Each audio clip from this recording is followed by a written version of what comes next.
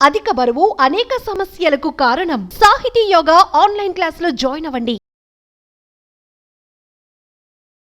నమస్తే రమగారు. నమస్తే జయ. రమగారు, తెలివితేటలు భార్యాభర్తలనే తీసుకున్నాం.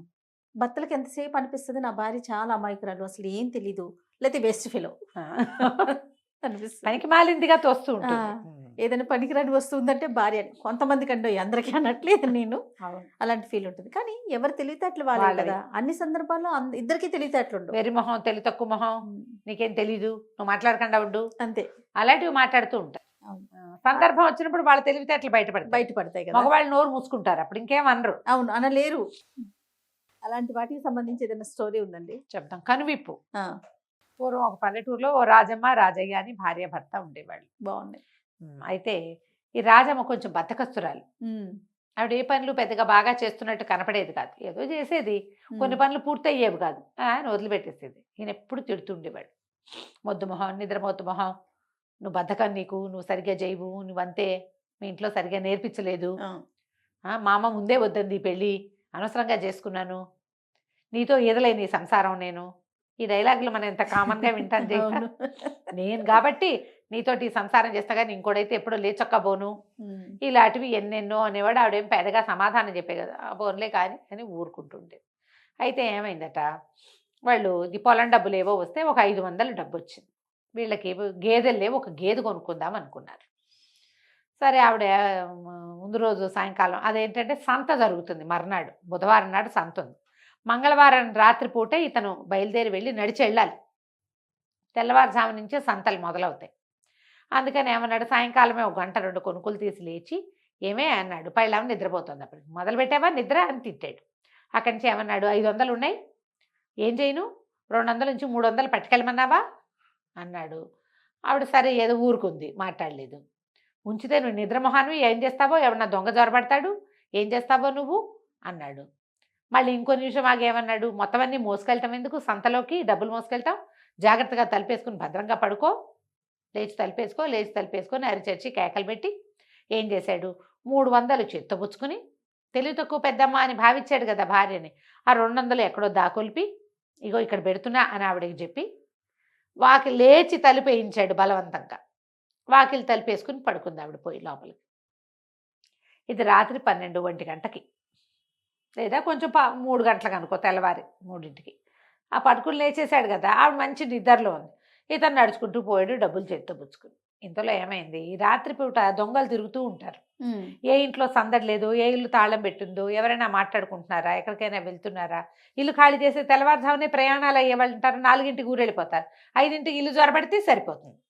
ఈ తిరుగుతున్నవాడు ఈ మాటలన్నీ విన్నాడు.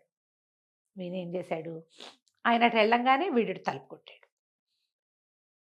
ఎలా అనిపిస్తుంది, భర్తే 10 నిమిషాల్లో తిరిగి వచ్చి తలుపు కొట్టాడు అనిపిస్తుంది. వాడు ఎంతసేపు తలుపు కొట్టినా ఆవిడ తీలా. మెల్లిగా తీద్దామనుకుంది. వీడేమనుకున్నాడు, ఓహో ఈవిడ నిద్ర పట్టేసింది, నిద్రమొహం అని తెగ తిట్టాడు, ఆవిడ నిద్రపోయి ఉంటుందని అవతల పక్క నుంచి తిరిగి గోడకి కంతేయటం మొదలుపెట్టాడు. డబ్బులు ఎక్కడ పెట్టాడో కూడా మొగుడు చెప్పాడు, వీడు వినేశాడు. కంత కొడుతూ ఉంటే సరే అటా అయింది, గోడకి చిల్లు పడింది. గోడకి వేస్తారు కదా దొంగలు, కన్నం వేశారు. వేసిన తర్వాత లోపలికి ప్రవేశించాడు. తల బయటకు వచ్చింది, వీపు బయటకు వచ్చాయి, లోపల పెడేలమని రోకలతో ఒక దెబ్బ పడింది నెత్తి మీద. వాడు కిక్కురు మనకండా పడిపోయాడు. ఈ రాజమ్మకి తలుపు కొట్టినప్పుడే మెలకు వచ్చింది, లేద్దాన్లే అని ఊరుకుంది. అప్పుడు ఏం జరిగింది, గోడకి కంతేస్తున్న శబ్దం వినపడింది. ఓహో మొగుడు కాదు తలుపు కొట్టింది, వీడెవడో దొంగ వెదమని అత్త గదికి అంత కొట్టి వాడు లోపలికి వచ్చేదాకా ఊరుకుంది. రోకలు పెట్టి ఒక్క పెట్టి వాడిని ఈడ్చుకుపోయి అక్కడి నుంచి బయటకు వచ్చేసాడు, వీపు దాకా వచ్చేసాడు కదా, ఈడ్చుకెళ్ళి ఒక గదిలో పెట్టి తాళం వేసింది. మళ్ళీ వచ్చి సావిటకు వచ్చి పడుకుంది. తెల్లారంగానే చుట్టుపక్కల 4 అన్న సోమన్న రంగన్న అందరినీ కేకేసి, రాత్రి దొంగ జరబడ్డాడు, ఇదిగో చూడు కంత కొట్టాడు, ఎన్నిళ్లలో కొట్టాడో, వాడి దగ్గర సంచిలో ఏమిటో చాలా ఉన్నాయి, ఇంకా 2-3 ఇళ్ళు కన్నం వేసుకొచ్చేసాడు వాడు అప్పచెప్పింది. వాళ్ళు ఏం చేశారు, గ్రామాధికారి దగ్గరికి ఈడ్చుకుపోయారు. వాడు 2 ఇళ్లలో కంత కొట్టి వాడు డబ్బులు కొట్టేసిన డబ్బులు అప్పచెప్పేశారు. వాడిని జైలుకి పంపించేశారు. తెల్లారి 10ంటికల్లా అయిపోయింది పోలీస్ స్టేషన్కి.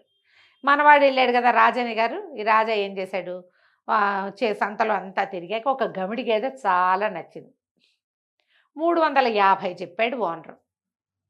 అర్రే 200 ఇంట్లో పెట్టొచ్చానే 4 మొత్తం తెచ్చుకుని ఉంటే సొమ్మిచ్చేసేవాడిని. మన దగ్గర 300 ఉన్నాయని పరితపించేస్తున్నాడు ఏం చేయాలో తెలియక. ఇంకా చూద్దామని అటు ఇటు తిరుగుతున్నాడు. ఓ చెట్టు దగ్గర ఉంచినాడు ఆ గవిడి గేదె వైపే చూస్తూ. ఈ లోపల ఒక ముసలాయన మీసాల పోతుగా ఉన్న ఒక ఆయన కనపడ్డాడు. ఏంటయ్యా ఏ ఊరు ఏమిటి? ఓహో పలానా వాడివా నువ్వు అని పలకరించి గేదె మీద దృష్టి ఉన్నట్టుందే అన్నాడు. ఉంది నాయన వాడు 350 చెప్తున్నాడు. 300 ఉన్నాయి అంటే ఈయనేం చెప్పాడు ఆ ముసలాయన, ఆ గేదె నాదేరా, వాడికి బాకీ పడి అమ్ముకోమని గేదెని అప్పచెప్పాను. 300 నాకు ఓకే, డబ్బులు నా చేతిలో పెట్టు, గేదెని తీసుకుపో నువ్వు అన్నాడు. అంటే వీడేం చేశాడు ఈ రాజయ్య గారు, ఈ 300 ఆ ముసలాయన చేతిలో పెట్టాడు. ఇప్పుడే వస్తాను, ఒక మాట అక్కడ పెద్ద మనుషులతో మాట్లాడాల్సింది ఉంది, ఒక అరగంట నుంచో నీకు గేదెని స్వాధీనపరుస్తానన్నాడు. అరగంట చూశాడు, అయిపోయింది. ఆ ముసలాయన రాల. సరే వీడేం చేశాడు ఈ మన రాజయ్య గారు ఆడిపోయాడు ఆయన దగ్గరికి, గేదెని ఇచ్చేసి డబ్బులు ఇచ్చేసాను అన్నాడు. నాకు ఎక్కడ ఇచ్చావు నువ్వు అన్నాడు ఆయన. అదేమిటి ఈ గేదె ఓనర్కే ఇచ్చాను, ముసలాయన మీసాలు పోతూ నాకు కనపడ్డాడు, ఆ గేదె ఆయనదేట కదా అనేసరికి ఆయనవాడు మధ్యలో ఈ గేదె దూడ పుట్టిందే మా ఇంట్లో, మా దగ్గర పెద్ద గవిడి గేదె ఉంది, దానికి పుట్టిన 4 దూడలు ఏటా అమ్ముతున్నాను, దాని దూడే ఇది మా ఇంట్లో పుట్టింది, నేను ఎటు వెళ్తే అటు వస్తుంది, వాడెవడికి నువ్వు డబ్బు ఇచ్చావా నాకు తెలీదు, డబ్బిస్తే గేదిస్తా అన్నాడు. ఇక సంతంతా తిరిగాడు రాజయ్య. ఆ మీసాల ముసలాయన కనపడవాడు, పెట్టుడు మీసాలేమో, మీసాలు తీసేసి జుట్టెగ దూకుంటే కుర్రాడైపోతాడు వాడు సినిమాలో లాగా. అంతే. ఎక్కడ గుర్తుపడతాడు? 300 పోయినాయని నాలుగు పిక్కుంటూ ఇంకేం చేయలేక సంత నుంచి ఇంటికి వచ్చాడు. వాకిట్లో కనపడిన పక్కింటి వాళ్ళు, నాయన బద్దగస్తురాలు అనుకున్నావు, రాజమ్మ ఎంత పని చేసిందిరా, దొంగను పట్టించింది, మరి శెట్టిగారి ఇంట్లో నుంచి 500 వరహాలు తెస్తే ఆయన 50 వరహాలు బహుమతి ఇచ్చాడు మీ ఆవిడికి అని ఆహాహా అని అంతా చెప్పుకున్నారు. లోపలికి వెళ్తే భార్య అంది, ఏ గొడ్డుని తోలుకొచ్చావయ్యా అంది. ఏ గొడ్డుని తోలుకు రాలేదే, వాడెవడో ఇట్లా మోసం చేశాడు, 300 వాడు ఏదాన్ని పెట్టాను అన్నాడు. సరే పోనీలే ఏం చేస్తాం, మనది ప్రాప్తం లేదు, ఏదైనా చిన్న గొడ్డును చూసి కొనుక్కుందాం, ఏగో 50 కాసులు ఇచ్చాడు శెట్టిగారు అని డబ్బులు చూపించింది. ఆ తర్వాత ఎప్పుడు ఆయన నిద్రమొహం అనేవాడు కాదు పెళ్ళాన్ని, తను చాలా తెలివిగలవాడు, పప్పులో కాలేశాడు. కాకపోతే జయ కథల్లో ఇలా జరుగుతాయి, కానీ పప్పులో కాలేసిన మగవాళ్ళు ఆడవాళ్ల పై చేతిని ఒప్పుకోరు అస్సలు. ఈ అమ్మాయి తెలివిగలదే, నోటితో అనకపోయినా క్రియప్పుడు కూడా ఊరుకోరు తెలుసా, పాదేమైనా గుర్తు చేస్తే పోట్లాడతారు. తమది పై చెయ్యి కాకపోతే బతకలేని మగవాళ్ళే ఎక్కువగా ఉంటారు కథల్లో. కాబట్టి ఇలాంటి చెప్తా వాళ్ళకి బుద్ధి వచ్చిందని, నిజంగా అయితే బుద్ధులు జ్ఞానాలు ఏం రావు, ఏదో తాత్కాలికంగా ఆ పూట ఊరుకుంటారు అంతే. మళ్ళీ మామూలే కథ కంచికి మనం ఇంటికి. నమస్తే. నమస్తే జయ. సుమన్ టీవీలో మీ పర్సనల్ అండ్ బిజినెస్ ప్రమోషన్స్ కోసం కింది నెంబర్కి కాంటాక్ట్ చేయండి.